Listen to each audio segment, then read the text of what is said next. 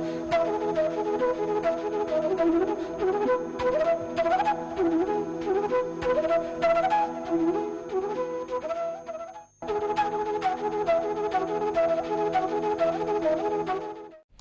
friends, good afternoon and welcome to EduSat Live Lectures. Dear friends, today in Immunology we will be discussing about antigen processing and presentation. To discuss this topic we have with us our subject expert Dr. Anita Kamra Verma. Dr. Verma is Associate Professor in Department of Zoology, Kirori College, University of Delhi. Without further ado, I would like to welcome ma'am to our studios and request her to start the lecture. Welcome, ma'am. Thank you, Amrit. Good afternoon, everybody. And as part of the continuing lectures on immunology, I would like to now introduce you all to another subject, which is antigen processing and presentation. The question comes, why is something like antigen processing and presentation required? And we will move on to concept of self-restriction, antigen presenting cells, difference between MHC class 1 and class 2, processing and presentation pathways, endogenous and exogenous, and if you understand, what would be the consequences. So, we move on to the concept of why is it needed. But before that, I should know whether my students who are listening to me do have a concept of antigen and antibody. What is an antigen? An antigen is anything which is foreign to the body, where the body is not able to recognize. What is an antibody? An antibody is just a response to the antigen which has either live or non-live which has entered our body. So, the parts of a protein which is most immunogenic would be recognized as a protein per se, or it might be recognized as small parts of that protein. Then comes the concept of self-restriction. My question was, first of all, why is it needed? It is needed because an antigen is never recognized by a T cell. An antigen is only recognized when it is attached to something. That means it has to be processed. Unless and until it is processed, it is not recognized. It is also important that the molecules which are present as antigens should be presented to the cells which are responsible for looking after them. That means there is another concept of MHC molecules which we need to understand. That means what I understand now is antigen is recognized by T cells, but T cell recognition would require presentation by MHC molecule. MHC means major histocompatibility complex. There are two pathways. One is class 1 MHC associated with peptides, which is endogenous, and the other is class 2 MHC associated with peptides, which is called as exogenous. Well, how did this concept come about? I am very clear when I explain that the antigens have to be recognized in such a way that it has to be understood and by the MHC molecule which is present on the cell itself. So that means this is the concept of self-restriction. There were two experiments, major experiments which were done in early 70s. In 1974, Rosenthal and Schwack, they came up with this experiment where they tried to put an antigen and see the response. Earlier the response by Gell and Benoft, they understood that the entire protein would give an antibody response. A primary antibody response is a response where the antigen gives or secretes a lot of antibodies to that antigen. But when given the protein again, there is a secondary response, and this secondary response is heightened. And there was no concept of antigen processing. But in early 70s, this experiment where they took two mice of their haplotypes. Haplotype means they have the same alleles. What are alleles? Alleles are a pair of contrasting characters. They took the cells from the peritoneum of the mice and they pulsed it with the antigen. pulsing is nothing but using radioactive antigens, and they incubated the antigens for an hour. Simultaneously, they took another mice which was not a haplotype, which was of a different strain, and they primed it. The pulsing part or incubation for 1 hour is called as priming. Once they did that, they understood that the antigen specific stimulation of the T helper cells occurs only in response to antigens which are presented by the antigen presenting cells. That means the haplotype has its own cells which can present it and be recognized. That gave the concept that there is something called as self-restriction. Now CD4 cells, this example was for T helper cells. Simultaneously, in the CD8 TC cells are the cytotoxic T cells. This was another experiment which was shown by Doherty and Zinkernagel. They explained, and further on, they got the Nobel Prize in 1986 for such an important experiment where they proved that the self-restriction of MHC is the most important part in cell-mediated immunity.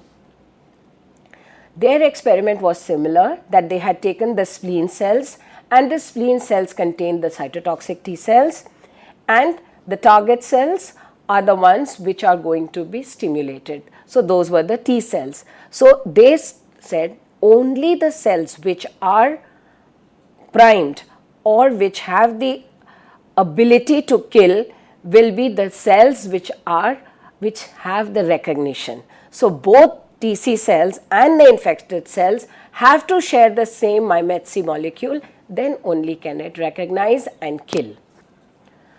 Well, so we understand two things, that the processing and presentation requires an MHC which is self-restricted, and it can recognize the T cells and kill only if there is self-restriction.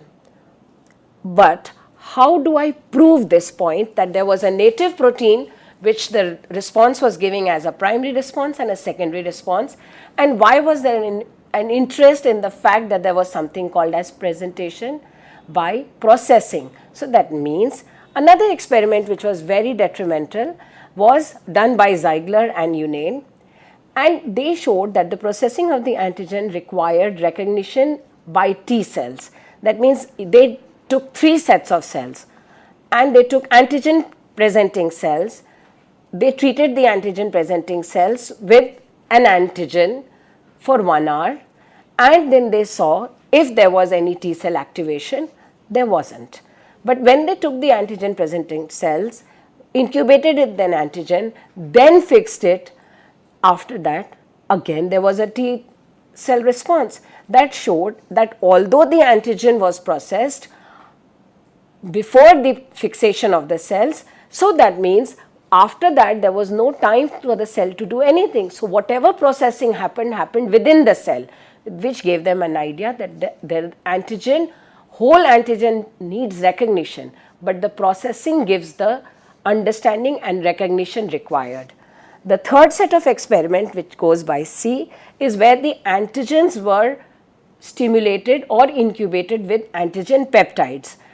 So the peptides, the small molecules, also gave the activation of T cells, which proves that the whole protein is not required, but there is a concept of processing and presentation, which is very important in understanding the concept of the presentation and processing of an antigen.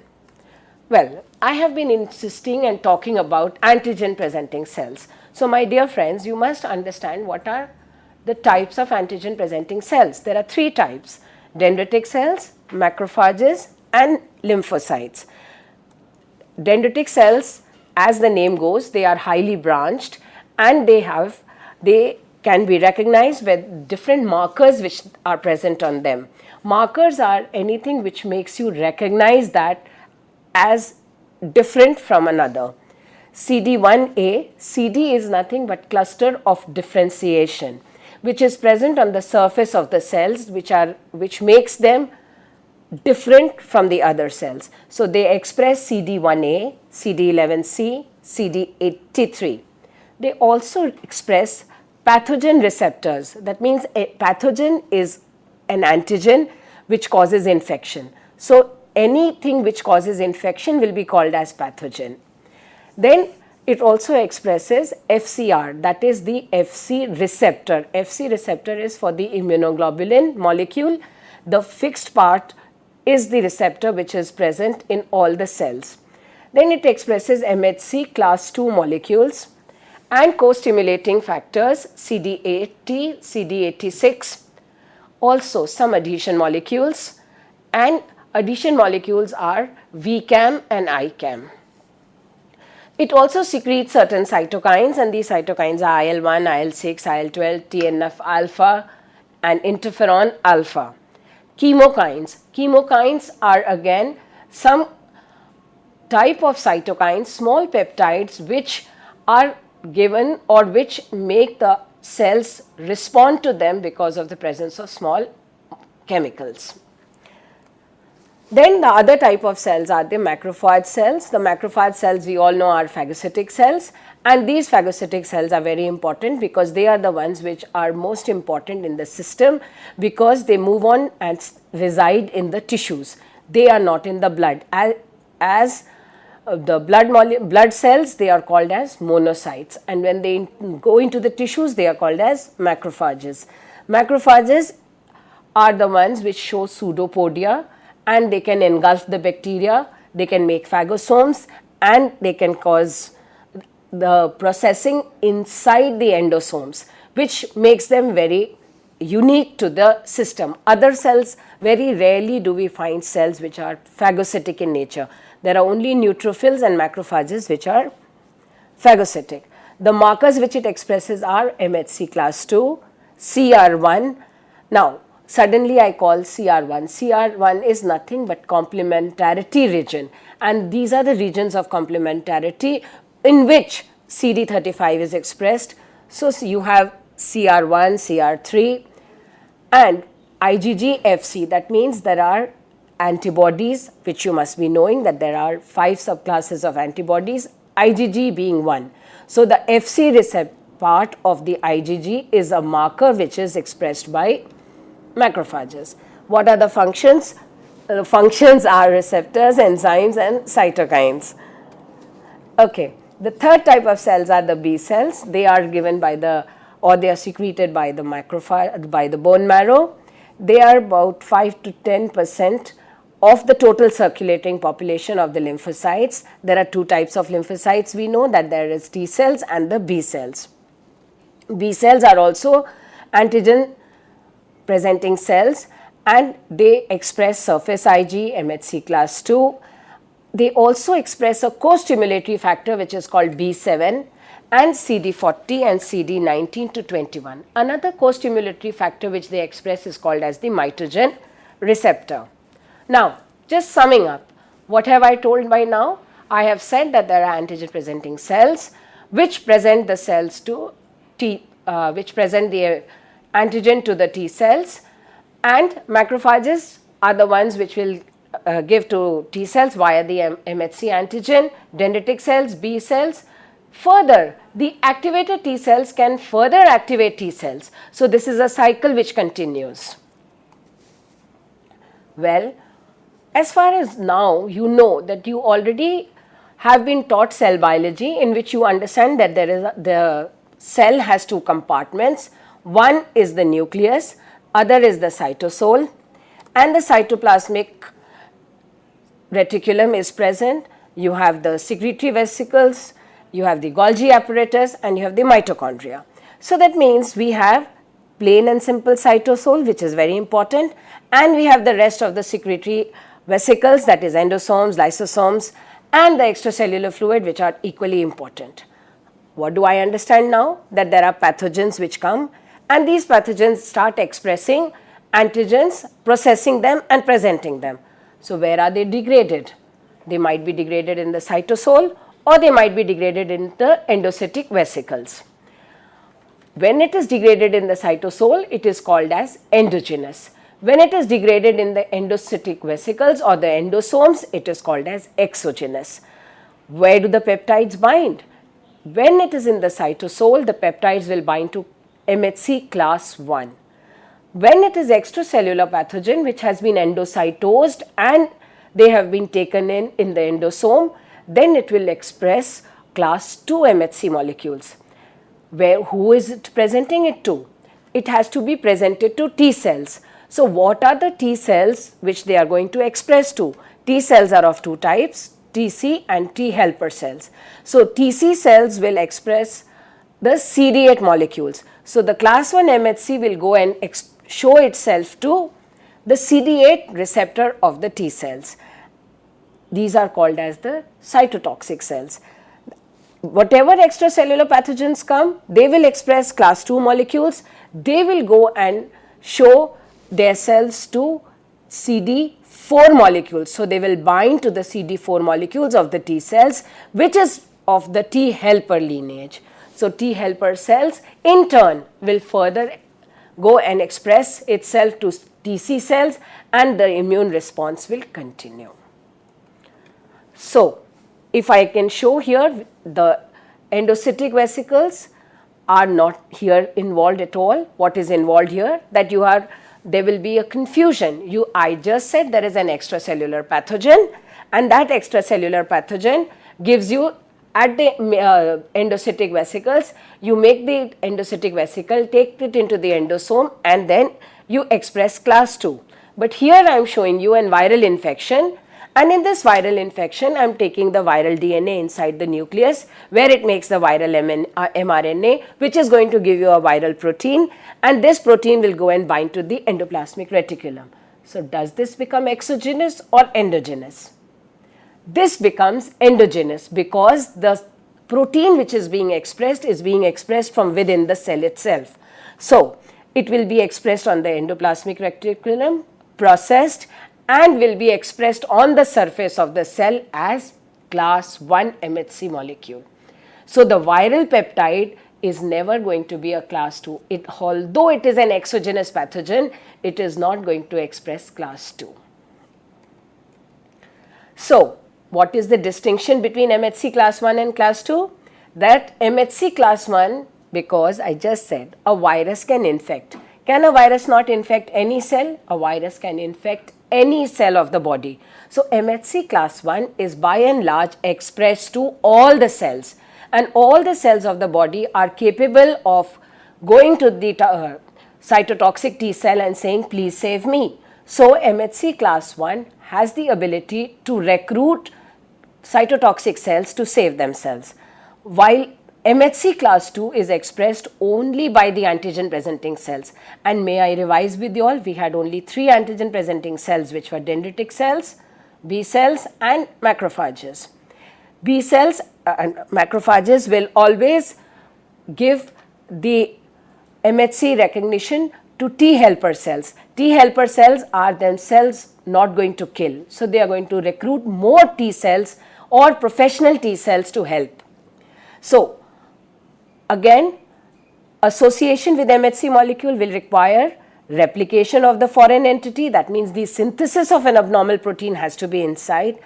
And when I say antigen professional cells can be put into 2 categories, one is professional, one is non-professional. That means any MHC class 2 will not automatically require replication of entity within the target cells, because we have taken it as a phagocytic procedure, that is by pinocytis or by endocytosis. So the whole antigen can come in, has to be killed. It does not have to multiply and express a protein there. So what is more important for MHC class 2 is phagocytosis. What is more important for MHC class 1 is the dividing and the secretion of the protein or synthesis of the protein within the cell.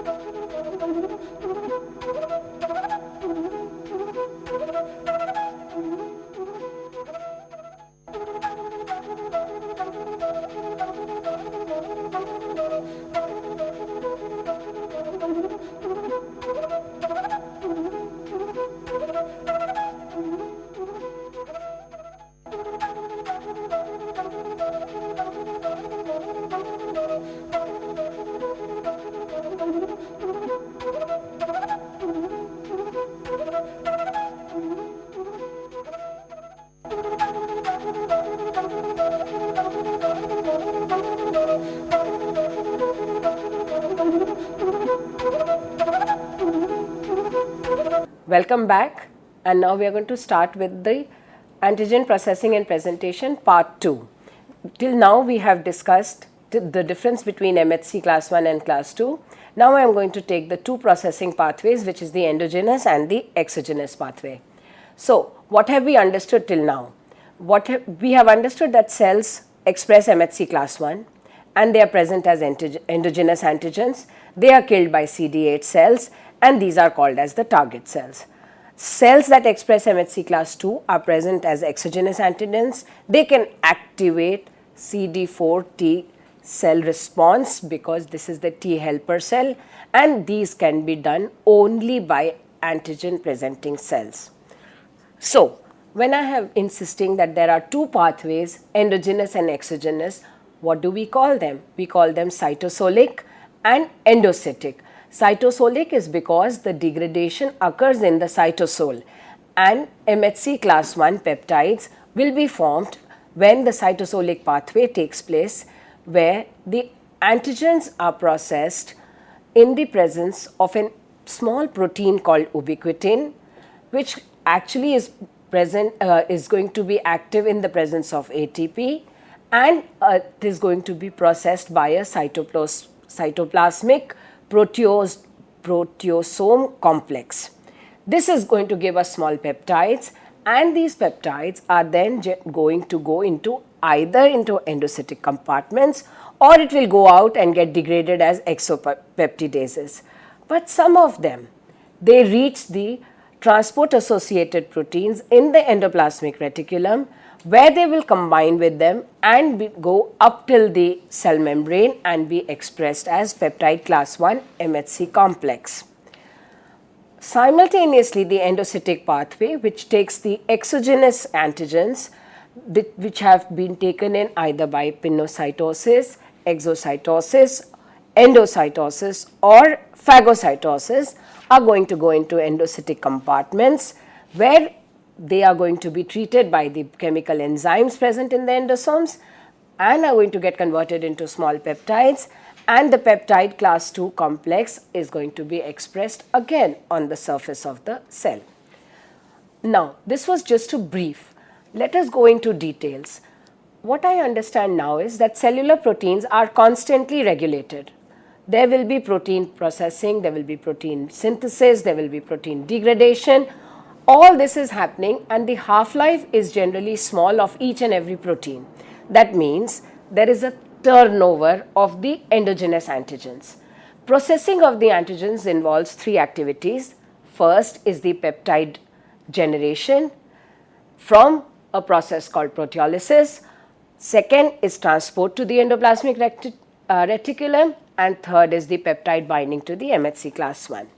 So, going into further details, what do we understand? That there is any protein which is being synthesized, it can be any protein, but this protein should have a small protein ubiquitin which should be present there. It is the ubiquitin which decides whether this has to be degraded or not. If there is no ubiquitin present, it is understood that the cell requires the protein for some other purpose. So, this is an important thing to remember, that ubiquitin has to be present, ATP is required, and the ubiquitin enzyme is present which is going to break it down or make a complex and go into the proteasome. What is a proteasome? Proteasome is a unit which is made up of 4 subunits, and these 4 subunits are present in such a way that they make a central canal, and this central canal is the place where this complex of ubiquitin and the antigen goes inside and they come out as small peptides. So, that means this becomes a proteolytic subunit. And what is a proteolytic unit? Proteolytic means it just consists of enzymes which are called as proteases, which are going to degrade the proteins. So, that means the proteasomes are going to make peptides which are generally 8 to 10 amino acids in size. That is step 1, where I am generating the peptides from any endogenous antigen which is present in the cytosol. I have explained why the protein has to be degraded and why the protein has not to be degraded. The second step in this is the endogenous processing. That means it has to be now transported to the endoplasmic reticulum. Now, endoplasmic reticulum in it there has something which is called as transport associated protein complex. This itself is a dimer. You can see it in the figure that it's a heterodimer, and there is an ATP binding domain which is present in the cytosolic region. ATP binding domain is very important because the genes come from the ATP binding cassette, and it also has an extracellular domain which is in the lumen of the endoplasmic reticulum.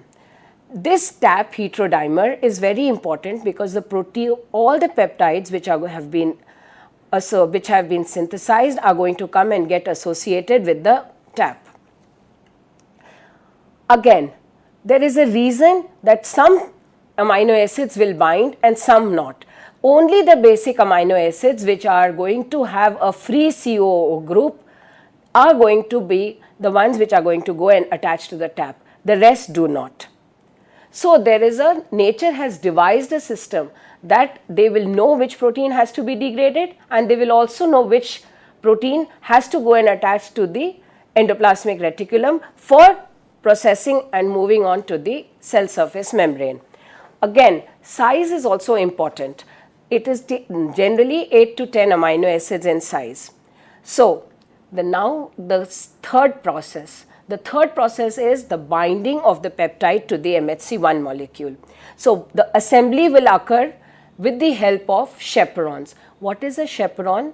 Chaperone is like a grandmother. What does a grandmother do? They generally assist the smaller children to do the things correctly.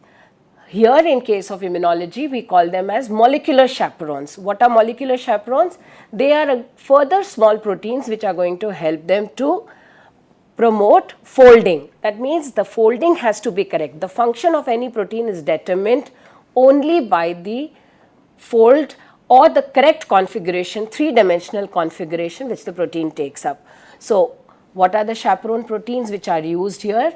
Calnexin, tapesin and calreticulin. So, the first protein which comes into play is calnexin, which goes and combines with an MHC molecule, just the alpha chain of the MHC molecule. In the next step, the tapesin and calreticulin will bring the TAP, which I have already explained as the heterodimer just previous to this slide, and the peptide will come and join the MHC assembly. The moment the calnexin MHC alpha chain comes here, and the tapesin and the reticulum come together, calnexin is released. So, that means now we have if you look at it carefully, we have a class 1 MHC alpha chain, we have calnexin, they will come and combine. Beta 2 microglobulin is a small protein which is separate, which will come and form a complex. So, they will all come together.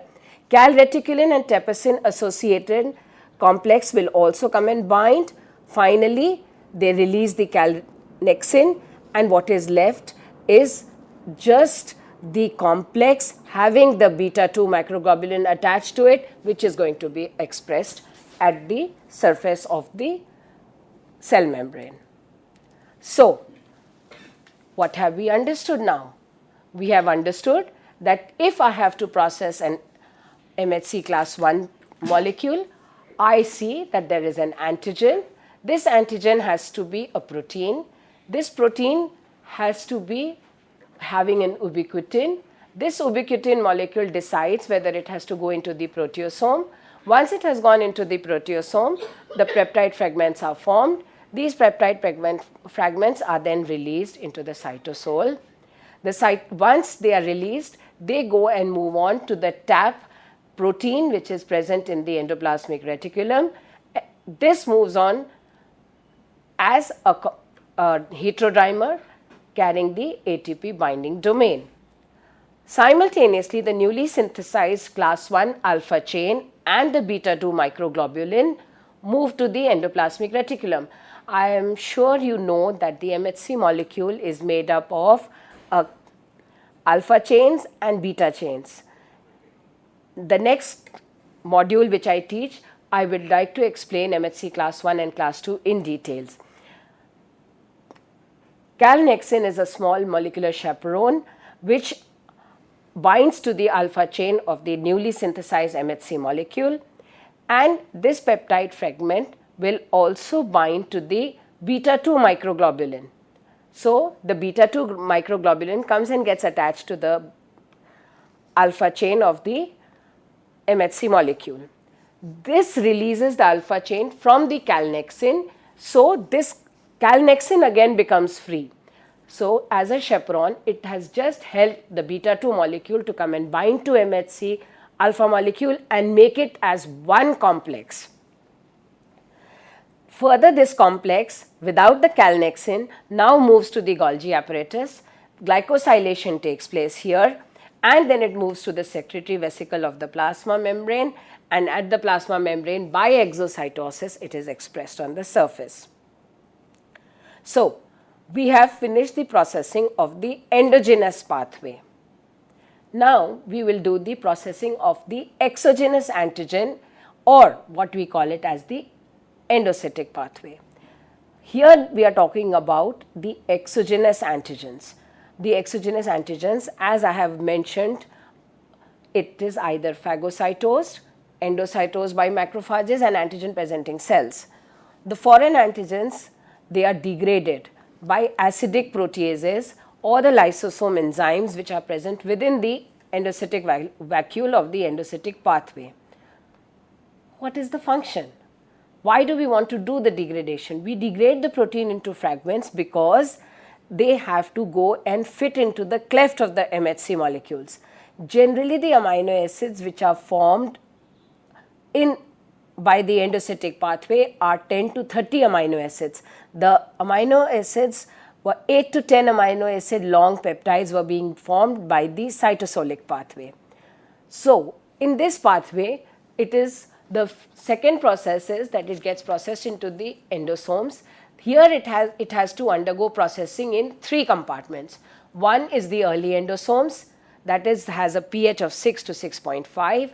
Late endosomes, or they are also called as endolysosomes, where the acidic compartment has a pH of 5 or 6, and lysosomes which actually are pH 4.5 to 5. So, that means they undergo processing through different stages of acidity, which actually helps them, those enzymes help them to further degrade. So, when I have an antigen which is getting degraded to 13 to 18 amino acids, then the smaller peptides are more helpful, which will go and express itself in MHC class 2 cleft. So, finally, the endocytic vacuole which was formed because of the processing of the antigen will go back to the plasma membrane and again express it as a surface receptor. Well, this exogenous pathway is far simpler than the cytosolic pathway. Looking at this, if you look at the antigens, the surface membrane is expressing antibodies. If I look at the antibodies, the antigen comes and binds to the antibodies which are surface bound. These antigens are engulfed along with the antibodies, and then they are taken into the endosomes. This is a term which is written as clathrin coated vesicle. Now, clathrin and caveolae, there are 2 pathways by way of which any antigen which is present near the surface of the cell is taken inside. So, this pathway itself determines how the antigen is going to be processed. So, generally when MHC class 2 molecule has to be processed, they take the clathrin pathway. So, once it goes into the early endosome, then late endosome, and further it goes into the lysosome, it is it straight away moves on to the surface of the cell where it is expressed.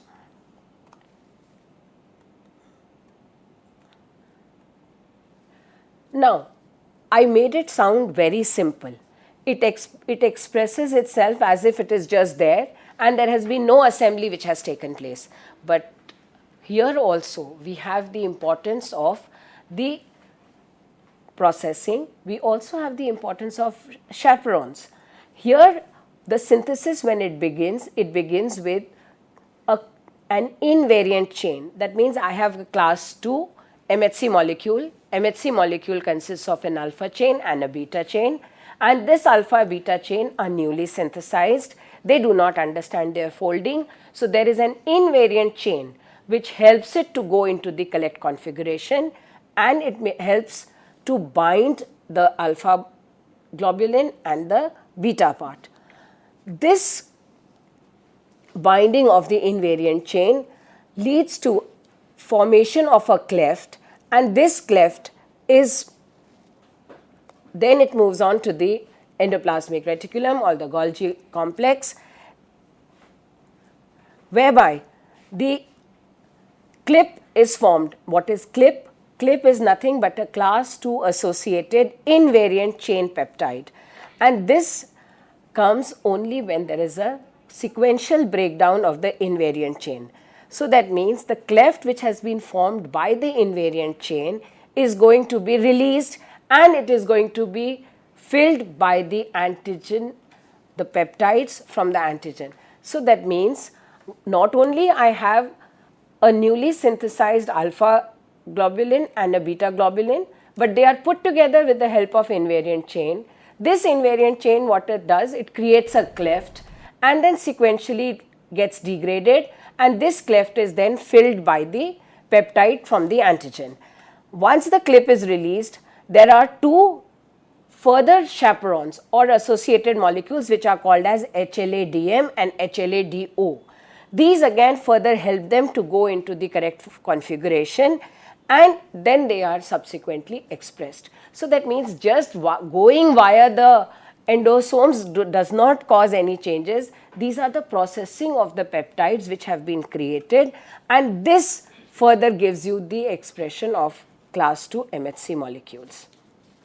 Well, time for looking at it again. I am just revising the endogenous class 1 and exogenous class 2. There is another associated molecule which I did not mention, which is ER, that is endoplasmic reticulum protein 57. Till today we have no clue how it processes the antigen, but definitely its presence is very important to express the class 2 molecule.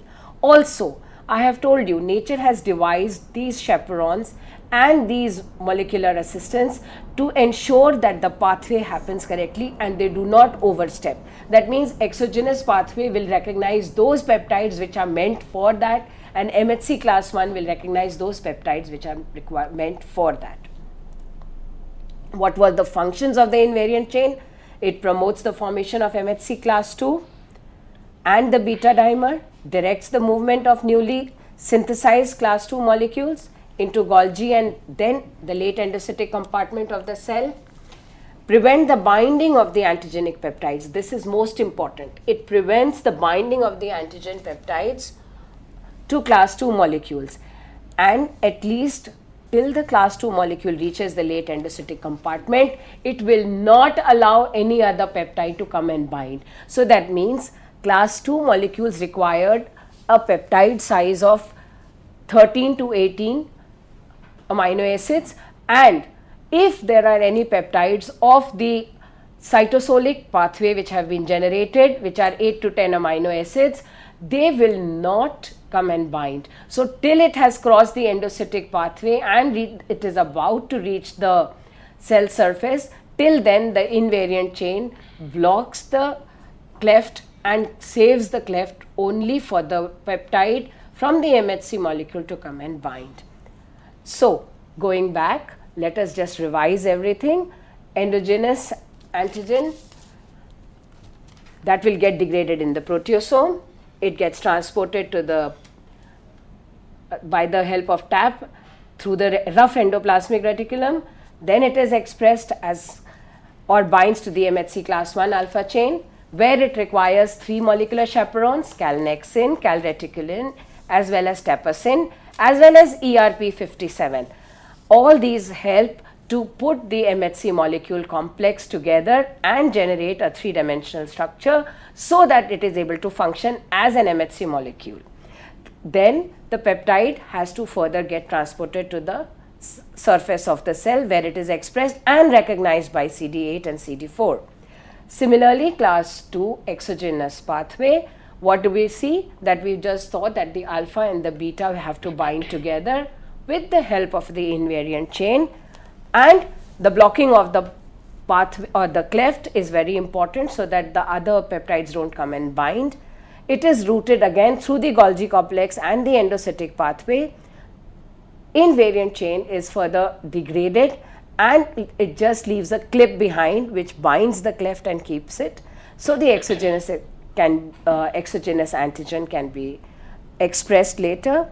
HLA-DM mediates exchange of clip and antigenic peptide, and MHC peptide is then finally transported to the cell surface. So, in short, what have we understood? As we had revised MHC class 1, we will revise MHC class 2 as well. Here the antigenic protein is endocytosed, phagocytosed, and then made into peptide fragment. This newly synthesized class 2 molecules, that is the MHC molecule, this moves to the rough endoplasmic reticulum, gets associated with an invariant chain molecule, moves to the Golgi apparatus, then moves to the endosomes and the lysosomes. It will release the invariant chain, leaving a clip behind, class 2 associated protein.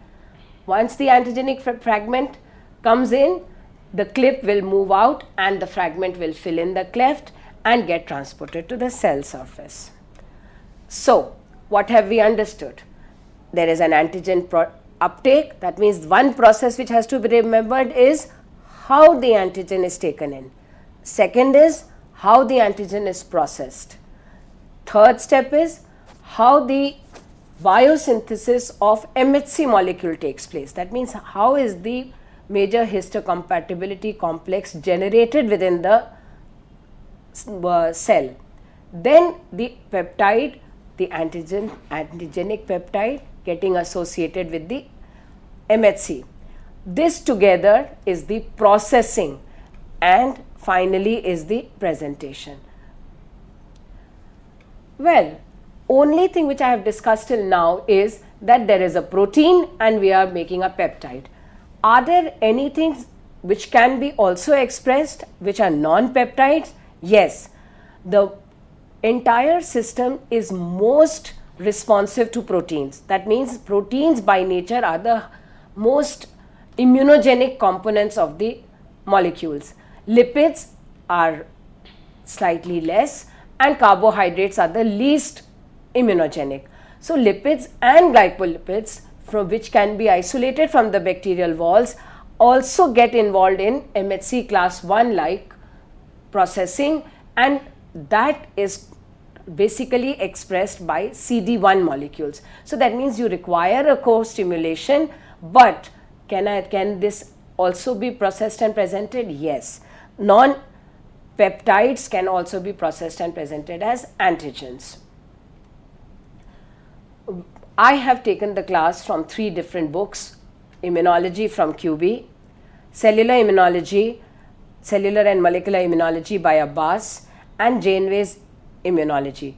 All 3 books are very useful for undergraduate learning. However, Abbas is for MSc classes. MSc students can look up the Abbas, which is very good. But basics you can study from QB, and of course I forgot to mention Riot. Riot also is a good book for immunology. Thank you. On that note, I would like to thank ma'am for this very interesting discussion, and I would like to thank you, dear friends, for watching our show.